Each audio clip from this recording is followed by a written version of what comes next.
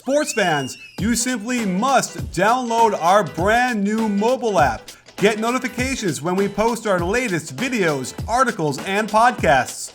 Plus, you can create your own content and share it with our community, from polls to GIFs to opinions and everything in between.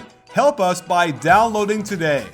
If you want to step into the coolest customized slides on the market, then use my code CoachNick at iSlides and save 10% off your purchase. It's important your feet are comfortable before and after games, and these are the best out there. You in? When looking at this recent hot streak by the Clippers, a few things about their lineup stand out. First, Blake Griffin has been injured for just about the whole thing with a torn quad muscle. And you would think that taking his type of talent out of the lineup surely hurts the Clippers. However, it has been the exact opposite, with the Clippers winning 8 in a row since Blake went to the sidelines.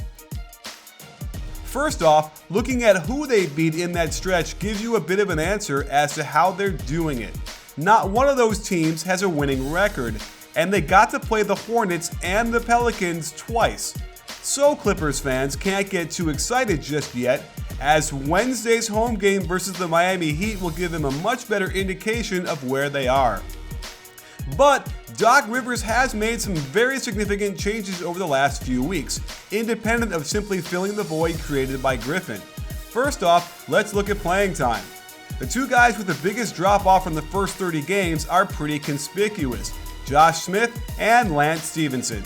It's safe to say neither of these two have fit in on the court, and Smith still has the most impressive three-pointer I've ever seen, getting yelled at by the coach and then sinking the shot. And looking at their per 100 possession ratings, neither has helped much in the last 8 games. In fact, Josh Smith has been killing them in the tiny amount of minutes he's actually getting, while Lance is in double-digit negative net rating himself. The defense has actually improved with Lance out there recently, but the offense nosedives as the shooting goes down and the turnovers go up quite a bit. And from a coach's perspective, it's frustrating watching how his lack of fundamentals hurt him as often as they do when he's handling the ball, as well as his spatial awareness on defense that gets him in bad positions and allows easy baskets when his teammates can't recover in time. Since those two have gone to the bench a lot more often, who has taken their place?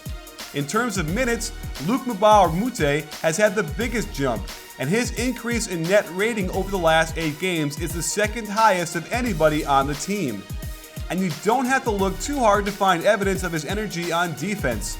He comes from the tough-nosed Ben Howland mold of UCLA, and he's made a name for himself in the NBA as someone who will do the dirty work and give all out to harass the offense.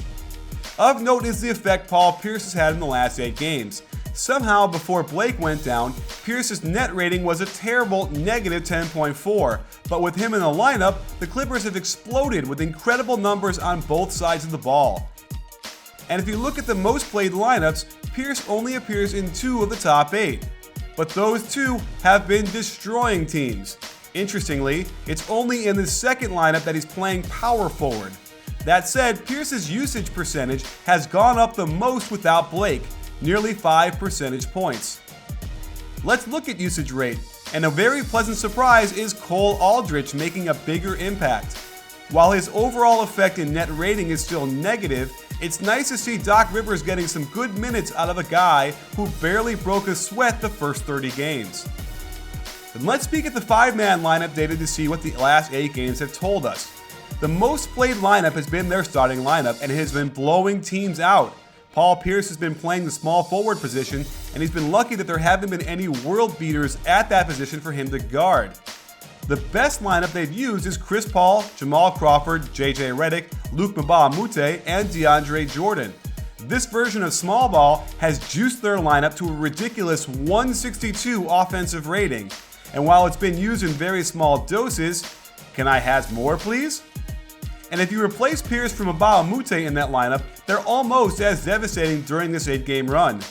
It's fun to see the ultra-small Clippers buzz around making plays on both ends of the floor, and perhaps losing Blake Griffin has gotten Doc to look at more inventive ways to get the most out of his team. Surely, he will need to do a lot more of that coaching thing to overcome the juggernauts in Golden State and San Antonio. Again, these numbers are all needed to be taken with a grain of salt due to their schedule. Without question, Blake Griffin brings infinitely more talent to the court, making them better. But maybe Doc can sprinkle in some of these goodies when he returns to elevate the Clippers to contender status.